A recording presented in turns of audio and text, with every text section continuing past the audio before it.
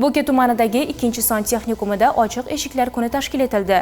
Tadbirda umumta'lim maktablari o'quvchilari ishtirok etib, muassasadagi ta'lim jarayonlari, yaratilgan shart-sharoitlar va mavjud yo'nalishlar bilan yaqindan tanishish imkoniga ega bo'ldi. Texnikum hududidagi ekskursiya davomida mehmonlar zamonaviy jihozlangan o'quv xonalari, laboratoriyalar va amaliy mashg'ulotlar jarayonini ko'rish imkoniga ega bo'ldi. Mutaxassislar tomonidan yo'nalishlar bo'yicha batafsil ma'lumotlar berildi. Ayniqsa o'quvchilar uchun yaratilgan qo'shimcha imkoniyatlar va qulay sharoitlar yoshlarni quvontirdi. Bitiruvchiman. Biz ochiq eshiklar kuni munosabati bilan Bo'ka tumani 2-sonli texnikumiga keldik. Bu yerda ko'plab imkoniyatlar va ko'plab sohalarga yo'nalishlar mavjud. Biz bu yerga topshirib, ko'plab o'zimiz tanlagan yo'nalishga, sohaga tayyorlanib, o'sha universitetga kirishimiz mumkin ekan.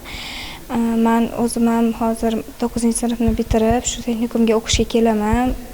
IBTdagi ko'plab sohalar, imkoniyatlardan foydalangan holda men ham o'z tanlagan yo'nalishimga topshiraman.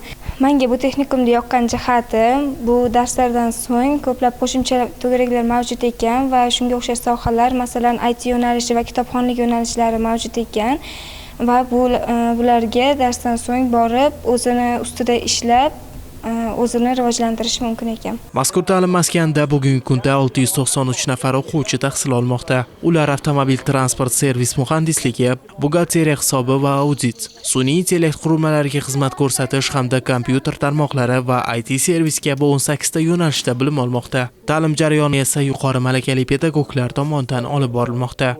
Har bir yo'nalishimizda asosan ko'p chet tiliga ahamiyat beriladi. Bizning texnikumda nemis tili, ingliz tili hamda rus tillari to'garaklari ham ishlayapti. O'quvchilarga dars jarayonlarida o'rgatiladi. Har bir kasbda chet tilini o'rgatib, mana shu tillar bo'yicha ular sertifikat olinishiga ahamiyat berish maqsadida hattoki chet tili o'qituvchilarimiz ham chet tillarga malaka oshirish kurslariga jo'natilmoqda. Men o'zim ham Germaniyaning Aksant, Anhalt, Saksoniya federal yerlarida malaka oshirishga borib keldim. Mana shu malaka oshirish jarayonlari menga juda katta mas'uliyat yuklash bilan birga menga juda ko'p yangiliklar berdi. Mana shu malaka oshirish kurslarida o'qib o'rgangan bilimlarimizni, ko'nikmalarni mana hozir dars jarayonlarida o'quvchilar bilan birga bajarib bormoqdamiz.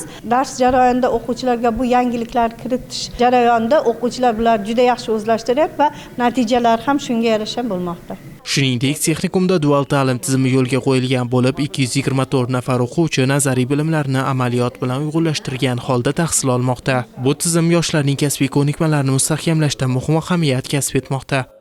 Maktab bitiruvchi o'quvchi yoshlarning o'rtasida mana prof orientatsiya tashkil etyapmiz, so'rovnomalar o'tkazamiz. Ya'ni o'qib bitiruvchi yosh nimaga qiziqadi? Ularni shu qiziqishidan kelib chiqqan holatda shu biza taklif bilan o'zimizning agentlikka murojaat qilib, bizga shu yo'nalishlarni ochib beringlar. Chunki bolalarni shu qiziqishidan, yo'nalishdan kelib chiqib, ta'lim jarayonini tashkil etamiz. Bugungi kunda shu talab etilayotgan mana mehnat bozoridagi bo'sh ish o'rinlar yoki mana sohalardagi bo'sh joylarni to'ldirish uchun shu yo'nalishlarni mana bugungi kunda texnikumlarda tashkil etib, qisqa kurslarni dual ta'lim, mana kunduzgi yo'nalishlarimiz bor.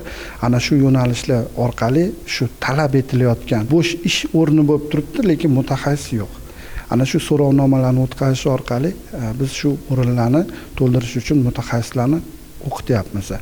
Eng asosiysi dual ta'limda o'quvchi ham o'qiydi, ham ishlaydi. Bu bilan birga daromadga ega bo'ladi, nazariy bilimga ega bo'ladi va albatta ishlab chiqarish amaliyotiga ega bo'ladi. Bunday ochiq muloqot va tanishtiruv tadbirlari yoshlarning kelajak kasblarini ongli tanlashiga xizmat qilib, ularning bilim va malakasini oshirishga zamin yaratmoqda.